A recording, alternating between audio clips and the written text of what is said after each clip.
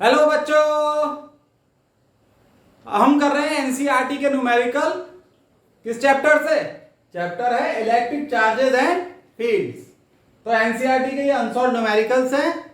आज हम करेंगे क्वेश्चन 1.10, क्वेश्चन 1.11, 1.12 एंड 1.13। इससे पहले के क्वेश्चन हम ऑलरेडी कर चुके हैं और उसके वीडियो लेक्चर इसी प्लेलिस्ट में आपको मिल जाएंगे। ठीक है, ज्यादा बातें ना करते हुए अपने न्यूमेरिकल शुरू करते हैं। क्वेश्चन 1.10 यहां लिखा हुआ है ऊपर, मैं आपके लिए पढ़ देता हूं।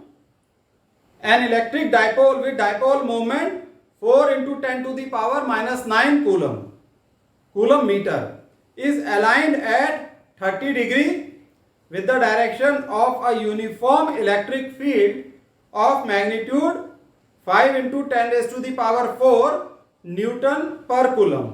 Calculate the magnitude of the torque acting on the dipole. Simple सा क्वेश्चन है, इसे देखो और फट से आंसर निकाल दो, उसके बाद मैं सॉल्व करता हूं। चलो इसे सॉल्व करते हैं। सॉल्यूशन पहले तो ये देखो क्या दे रखा है, डाइपोल मोमेंट P, इसकी वैल्यू कितनी है 4 × 10⁻⁹ कूलम मीटर। इलेक्ट्रिक फील्ड दे रखा है आपको 5 × 10⁴ न्यूटन पर कूलम और थीटा दे रखा है 30 डिग्री। तो टॉर्क कैसे निकालते हैं? PE sin थीटा, वैल्यू रख दो 4 × 10⁻⁹ × 5 × 10⁴ multiplied by sin 30 degree. sin 30 degree कितना होता है? 1/2। तो बहुत आसानी से ये सॉल्व हो जाएगा। 10⁻⁴ यूनिट क्या होगी टॉर्क की? Newton metre. This is your answer, 10⁻⁴ newton metre. बच्चों question 1.11, a polythene piece rubbed with wood is found to have a negative charge of 3 × 10⁻⁷ coulomb. तो इसका ए पार्ट है, estimate the number of electrons transferred from which to which, कहां से कहां को। Is there a transfer of mass from wood to polythene. तो सही है, क्वेश्चन तो समझ में आ गया है। चलो अब इसे करते हैं। तो बच्चों पॉलिथीन को ऊन से, वुल से रब किया गया और पॉलिथीन में निगेटिव चार्ज आ गया। ठीक है, कितना चार्ज आया निगेटिव? यह आया आपका 3 × 10⁻⁷ कूलम। इतना निगेटिव चार्ज आ गया पॉलिथीन में। तो हालात कुछ ऐसे थे, यह है वुल, मान लो ये वुल है,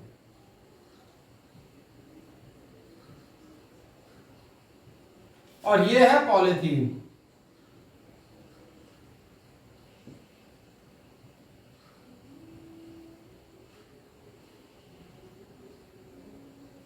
ठीक है, तो जब इन्हें रब किया गया तो इसमें अगर निगेटिव चार्ज आया है तो इसका मतलब इलेक्ट्रॉन्स उड़ के वुल से पॉलिथीन में चले गए।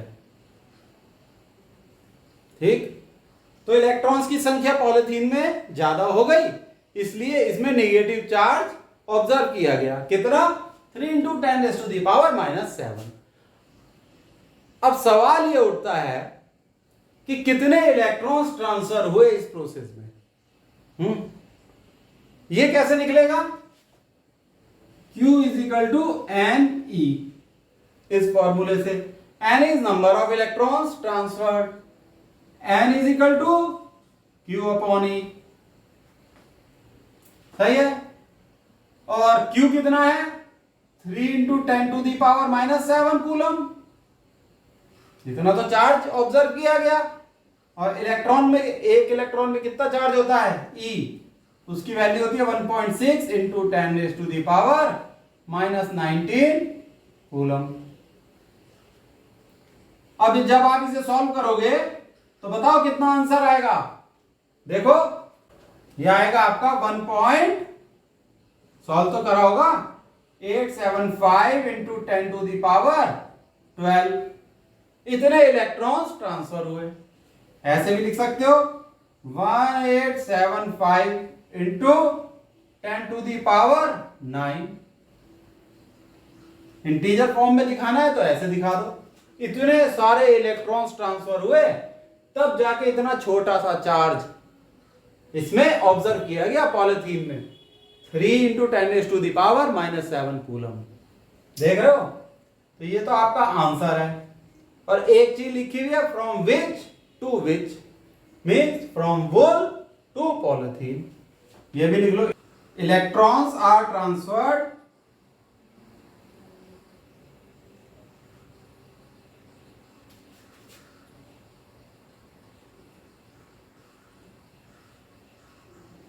From wool to polythene.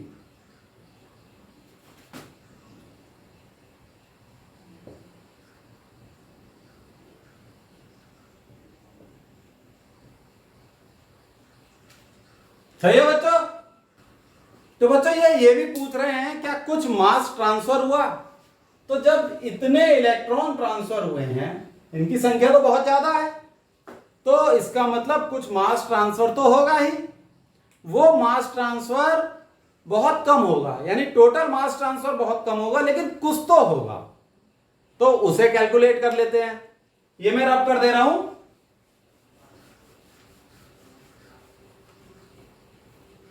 Mass transferred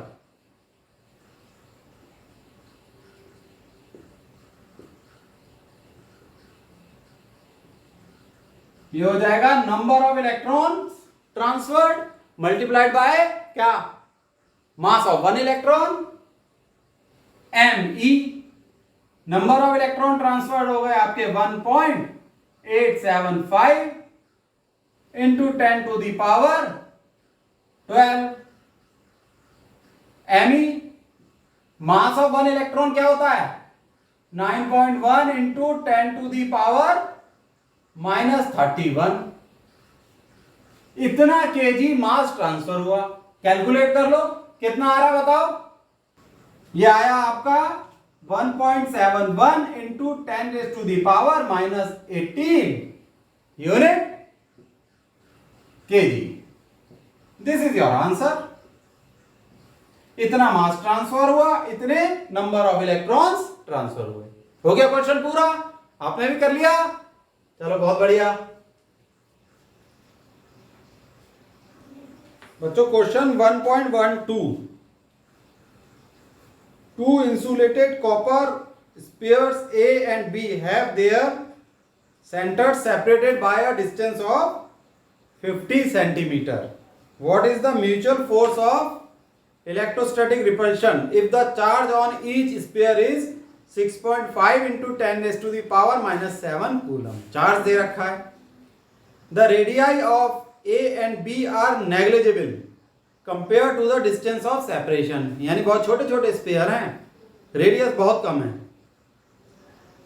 B part भी है, what is the force of repulsion if each spare is charged double the above amount and the distance between them is half. तो पहला part तो बहुत आसान है, दूसरा भी आसान है, उसमें बस चार्ज का और डिस्टेंस का मैग्नीट्यूड चेंज हो गया है। ठीक है, तो करो इसे। ठीक, स्क्रीन पॉज करके करो, इजी है।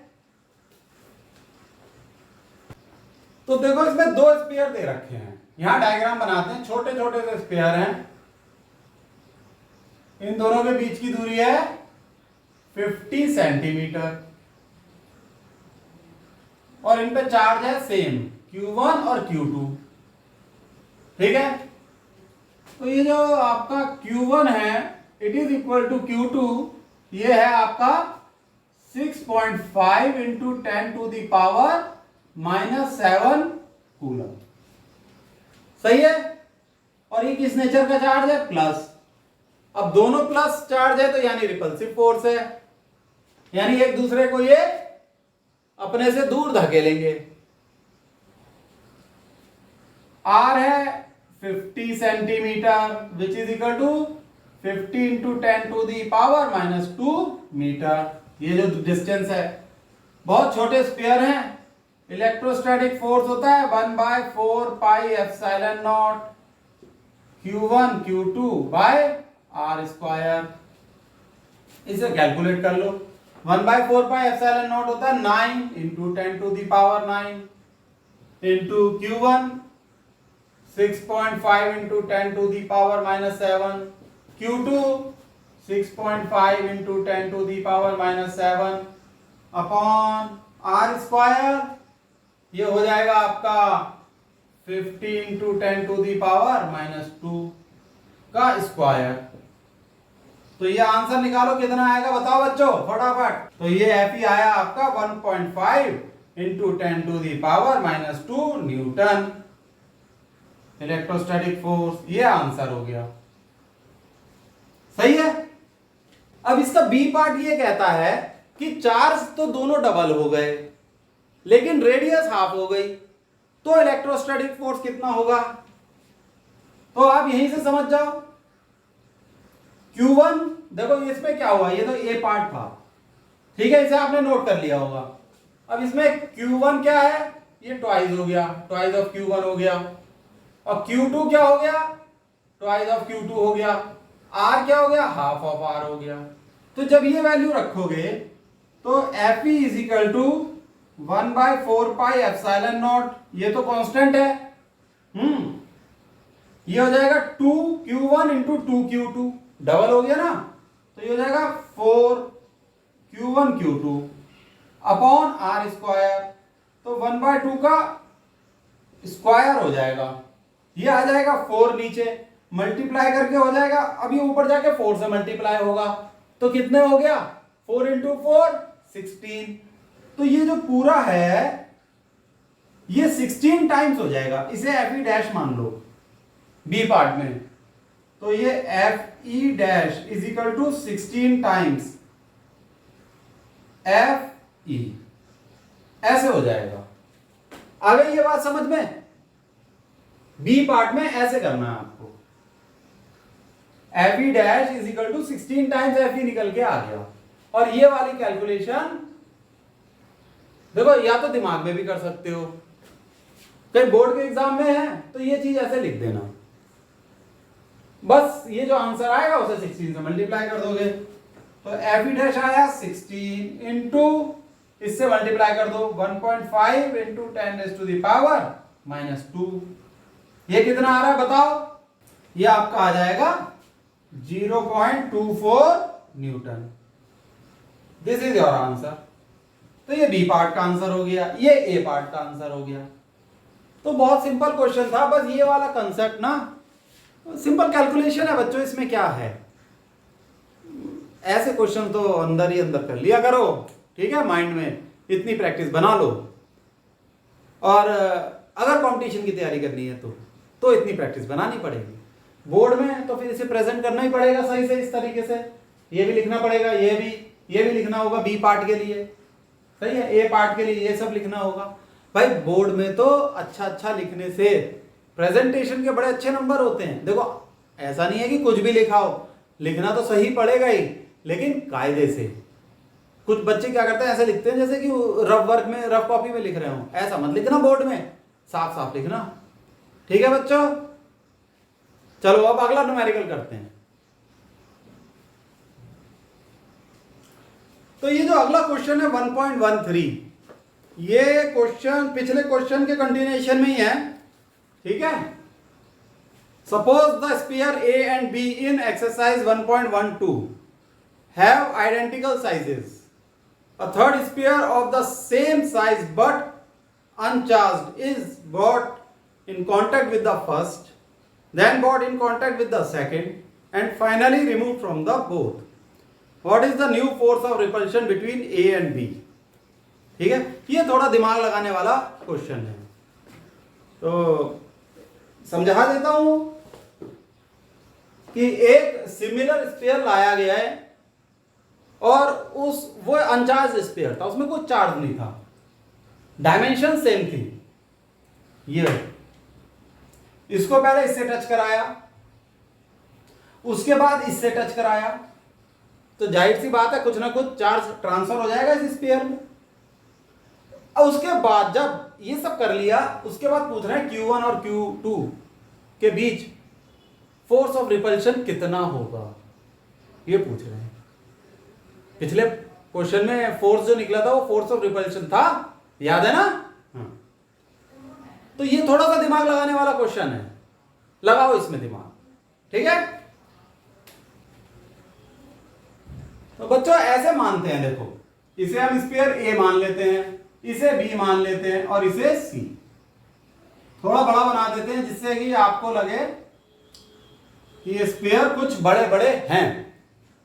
अब जब सी को ए से टच कराओगे तो चार्ज 50-50 हो जाता है, आधा चार्ज इसमें आ जाएगा। इनिशियली तो इसमें चार्ज 0 है और इसका जो चार्ज है आधा इसमें आ जाएगा, 50-50 हो जाएगा।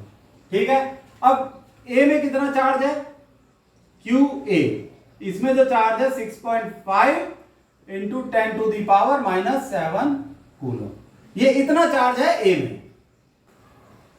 अब जब हमने सी को ए से टच कराया तो ए में आधा चार्ज रह गया और आधा इसमें ट्रांसफर हो जाएगा, तो यहां लाइन खींच देते हैं। फिर क्या होगा, QC हो जाएगा आपका इसका आधा, 3.25 इंटू 10⁻⁻7 कूलम। ए में कितना चार्ज रह जाएगा, QA 3.25 इंटू 10⁻⁻7 कूलम। दोनों में आधा आधा बढ़ गया ये वाला चार्ज टच कराने के बाद।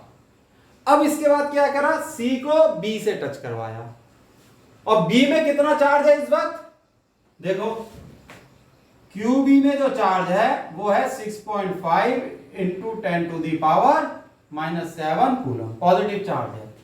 अब C को बी से टच कराया तो दोनों में आधा आधा हो जाएगा चार्ज, 50-50 हो जाएगा, यानी कि QC कितना हो जाएगा,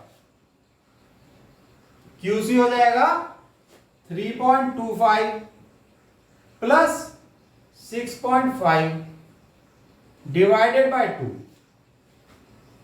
इंटू 10⁻⁻7 कूलम। इतना चार्ज QC में होगा, इतना ही QB में होगा। सही है, तो बताओ ये कितना आएगा, ये कितना आएगा, 3.25 प्लस 6.5 डिवाइडेड बाय 2, ये आएगा आपका 4.875 इंटू 10⁻⁻7 कूलम। अब आपके पास QA और QB, चलो यहां हम इसे A और B कर लेते हैं जिससे समझने में आसानी हो जाए। इस पे नए चार्ज निकल के आ गए, ये तो है QA, बिल्कुल सही, और ये है QB। QC भी ये है, लेकिन अभी हमें इससे मतलब नहीं QC से, ये QB हो गया। अब पूछ रहे हैं QA और QB के बीच फोर्स ऑफ रिपल्शन कितना होगा। अब आराम से कैलकुलेट कर लोगे, चलो करो, ये रब कर दे रहा हूं।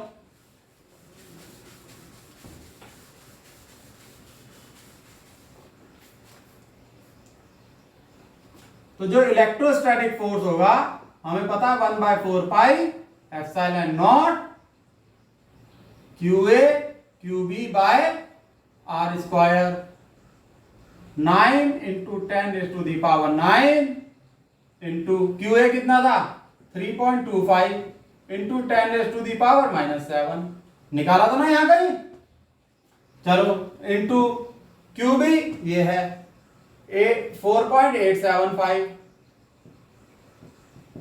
Into 10⁻⁻7 divided by R square, R same है 50 इंटू 10⁻⁻2 का स्क्वायर।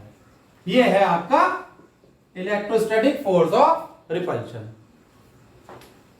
बताओ कितना आ रहा है, कैलकुलेट करके बताओ। ये आएगा आपका 5.7 इंटू 10⁻³ न्यूटन। ये हो गया आंसर।